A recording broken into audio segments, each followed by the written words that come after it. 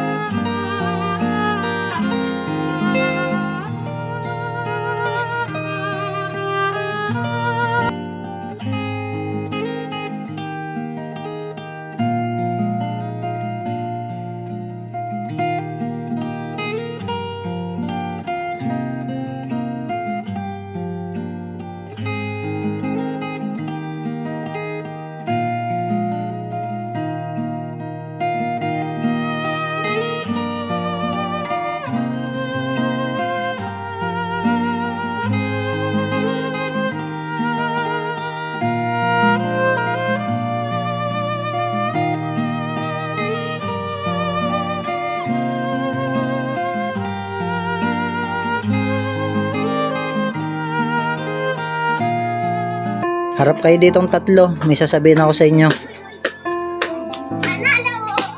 Harap dito, Tano. Masaya ba kayo na bigyan kayo ng mga bagong damit at mga ibang gamit? Nagustuhan nyo ba? Dami nyong damit. Tano, Willab, may maganda pang jacket. Kuya Christian, nagustuhan mo ba yung binigay sa'yo? Ikaw, Willab, may gusto ka bang sabihin? Salamat po sa nabigay ng mga bagong damit. Ikaw, Tano. Ano po pangalan niyo? Si Ma'am Sanchez yun. Yung nagpadala. Sponsor yun ni Christian sa pag-aaral. Maraming salamat po sa inyo, Ma'am Sanchez.